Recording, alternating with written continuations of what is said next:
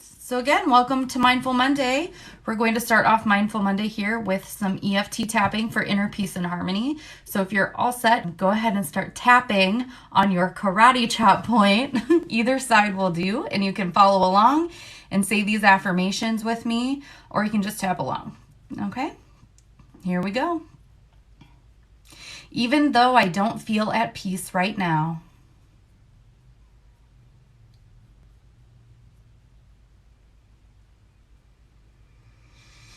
I choose to show respect and compassion to myself.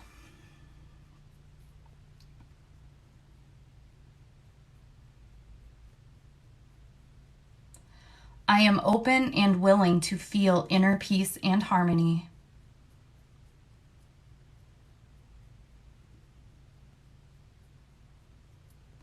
So I choose to completely love and accept myself.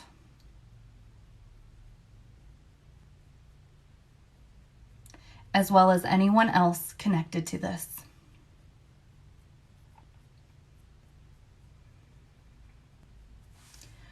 All this inner turmoil,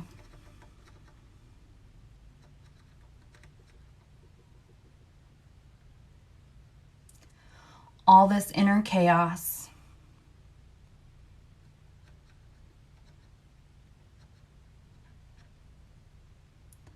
why can't I just feel at peace?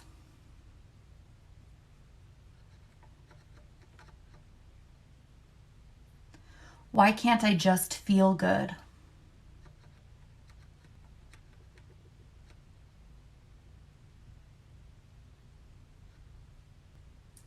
Will these feelings ever go away?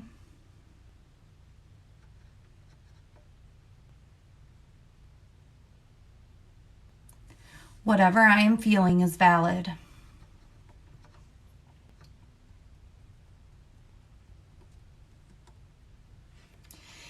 And it is easy for me to allow my emotions without judgment.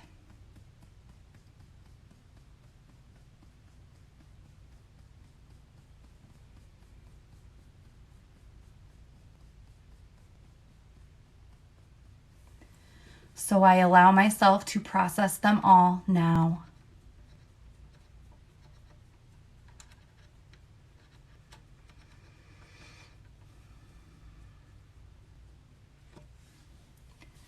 The truth is, I deserve to feel inner peace and harmony.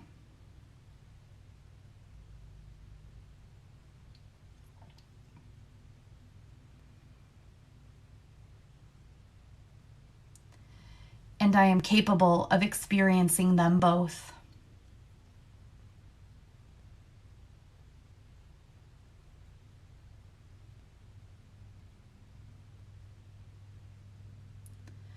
So right now, I choose to let go of anything that is disturbing my peace.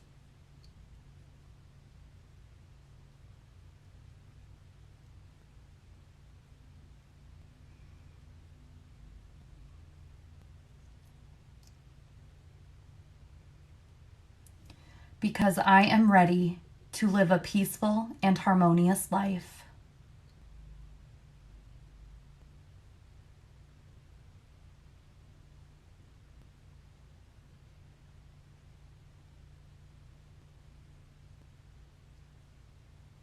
And I am the only one who has the power to create a peaceful life for me.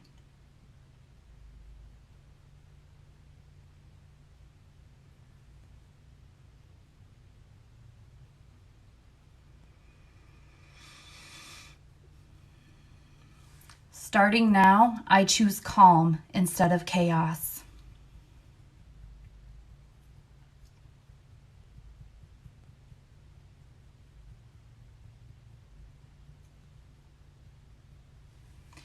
I choose faith instead of fear.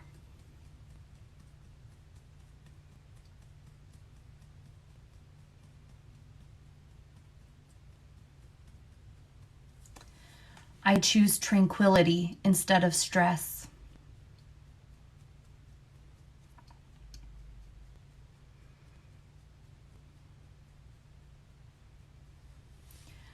I choose clarity instead of overthinking.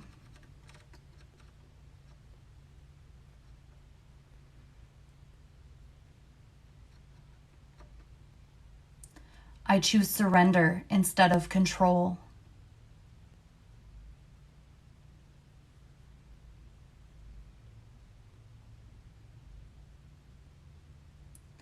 I choose presence instead of distraction.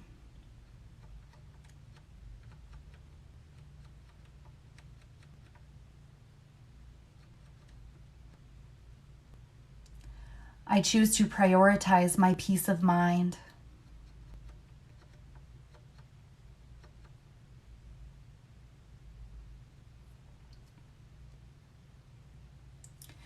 So I now allow peace and harmony into my life.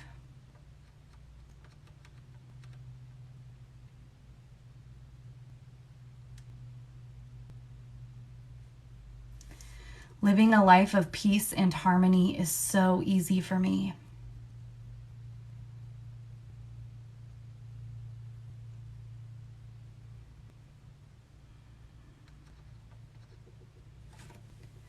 Saying no to anything that disrupts my peace is easy for me.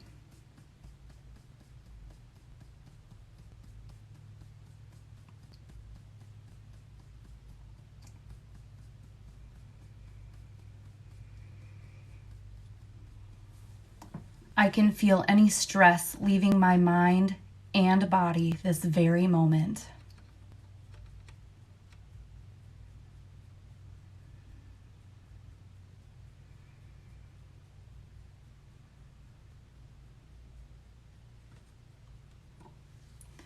I feel deeply connected with my inner peace.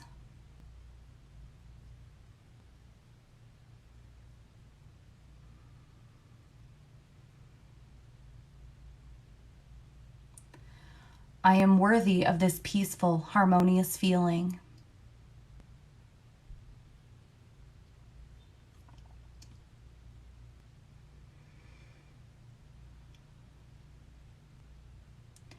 And nothing and no one can take this feeling of peace away from me.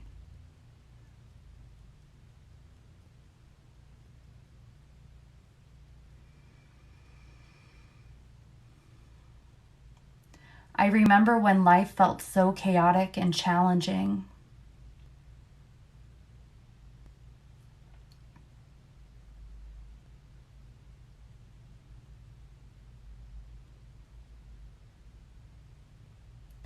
But now life feels so peaceful and easy.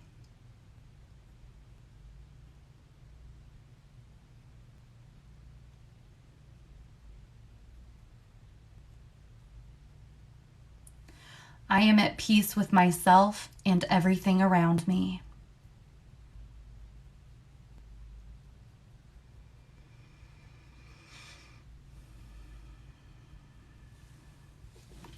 In fact, I feel more and more peaceful with every breath I take.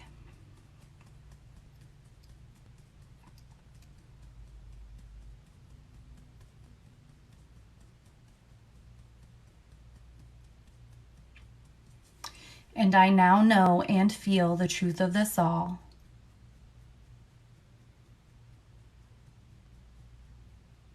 Mind, body, and soul.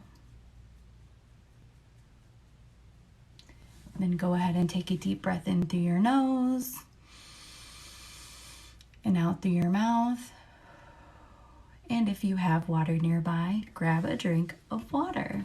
Okay, we are going to move forward here onto our activity, which is a deep listening and sensation observation exercise. So what I'm going to do is I'm going to be striking my different singing bowls, okay?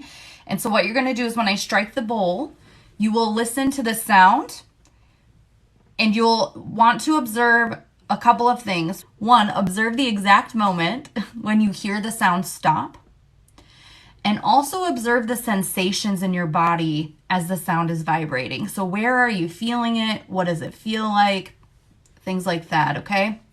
I'm going to be doing all the different singing bowls. I'll try not to strike them too hard, but if you're listening to headphones, I'm really going to try my best, but just be mindful. Okay, I don't want to hurt anyone's ears. If any emotions come up or any sensations come up that feel overwhelming, feel free to scroll away and then scroll back when you're ready. Okay, sound healing and sound frequencies can stir things up inside. So go ahead and close your eyes and we will go ahead and get started. Here we go.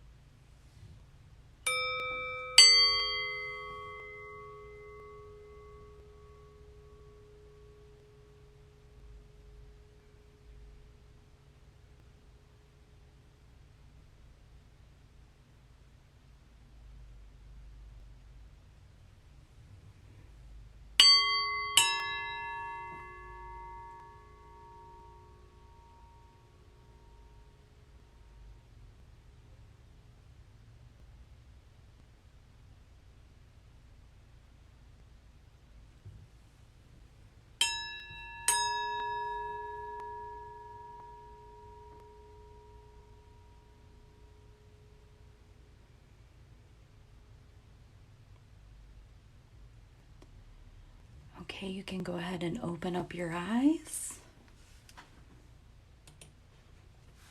And feel free to share in the comments your experience or any observation, anything you noticed.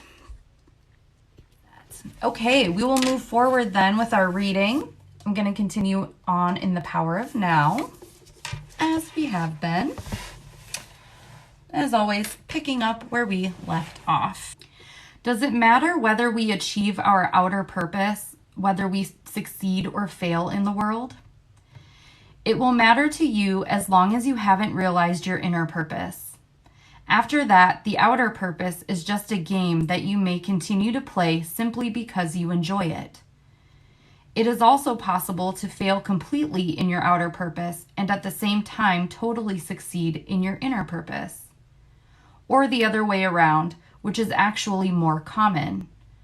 Outer riches and inner poverty, or to gain the world and lose your soul, as Jesus puts it.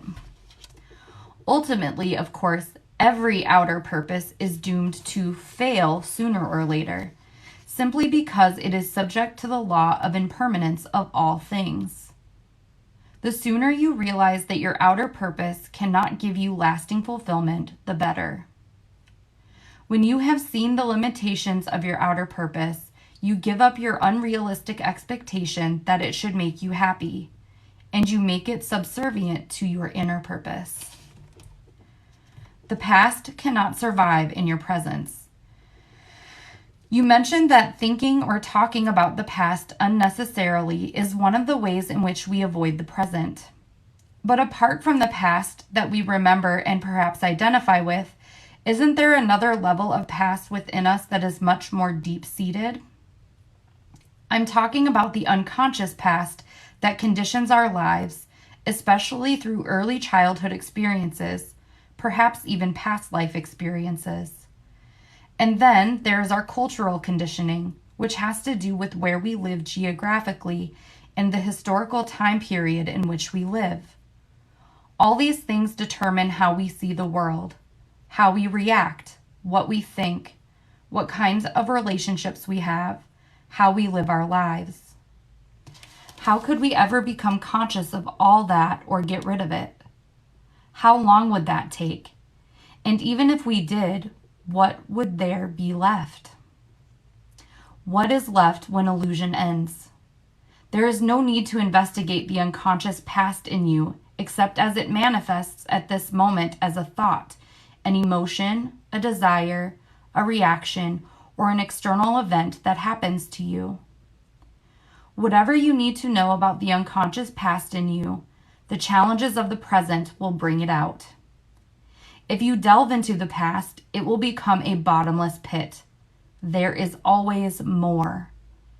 You may think that you need more time to understand the past or become free of it. In other words, that the future will eventually free you of the past. This is a delusion.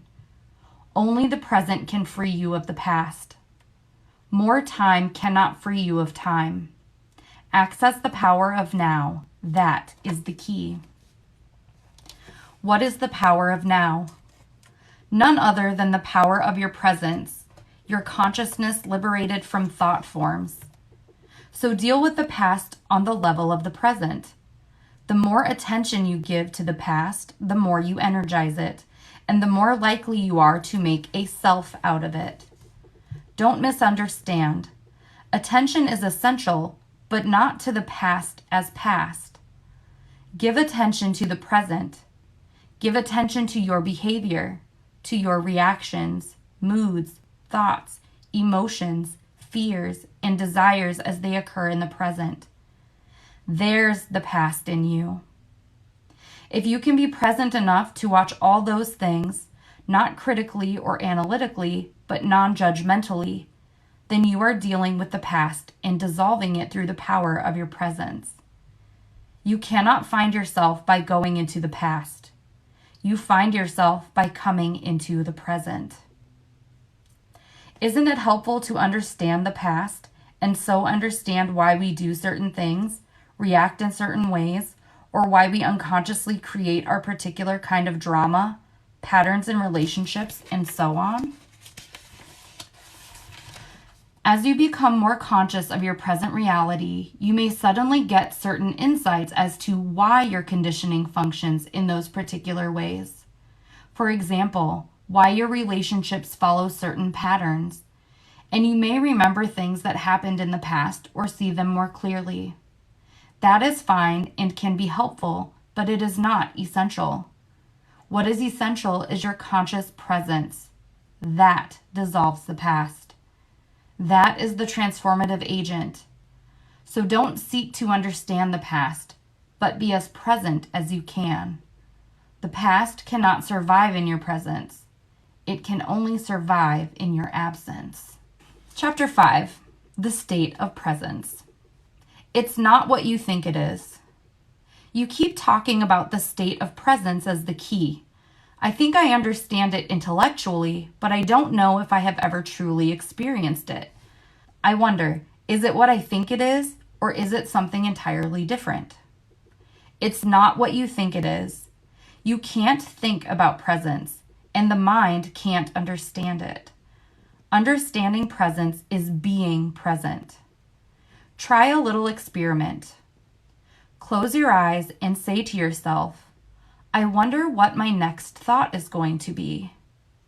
Then become very alert and wait for the next thought. Be like a cat watching a mouse hole. What thought is going to come out of the mouse hole? Try it now. Well, I had to wait for quite a long time before a thought came in. Exactly. As long as you are in a state of intense presence, you are free of thought. You are still, yet highly alert. The instant your conscious attention sinks below a certain level, thought rushes in. The mental noise returns. The stillness is lost. You are back in time. To test their degree of presence, some Zen masters have been known to creep up on their students from behind and suddenly hit them with a stick. Quite a shock. If the student had been fully present and in a state of alertness, if he had kept his loin girded and his lamp burning, which is one of the analogies that Jesus uses for presence, he would have noticed the master coming up from behind and stopped him or stepped aside. But if he were hit, that would mean he was immersed in thought, which is to say absent, unconscious. To stay present in everyday life, it helps to be deeply rooted within yourself. Otherwise, the mind, which has incredible momentum, will drag you along like a wild river. What do you mean by rooted within yourself?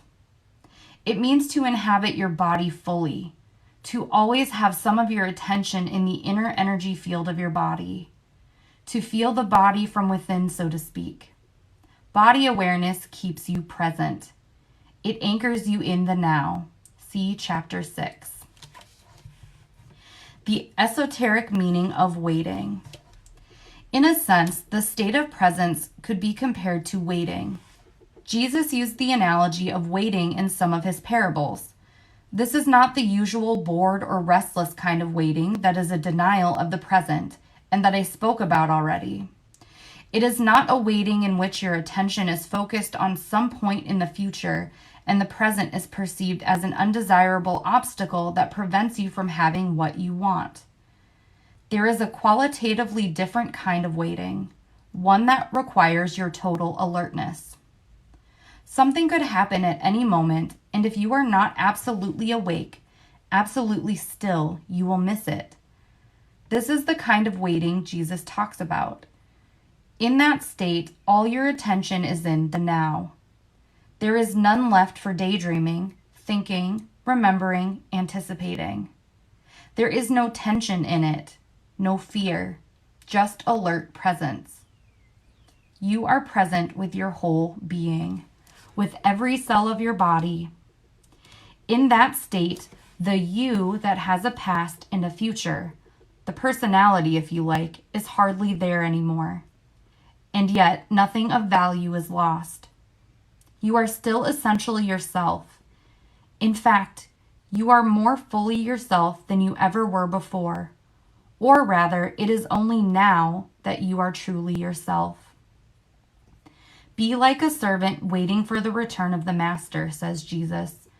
The servant does not know at what hour the master is going to come, so he stays awake, alert, poised, still, lest he miss the master's arrival. In another parable, Jesus speaks of the 5 careless or unconscious women who do not have enough oil or consciousness to keep their lamps burning or stay present, and so miss the bridegroom, the now, and don't get to the wedding feast, enlightenment. These 5 stand in contrast to the 5 wise women who have enough oil or stay conscious. Even the men who wrote the Gospels did not understand the meaning of these parables. So the first misinterpretations and distortions crept in as they were written down. With subsequent erroneous interpretations, the real meaning was completely lost. These are parables not about the end of the world, but about the end of psychological time. They point to the transcendence of the egoic mind and the possibility of living in an entirely new state of consciousness. And that is where we will stop for today. So that's going to wrap up Mindful Monday for today.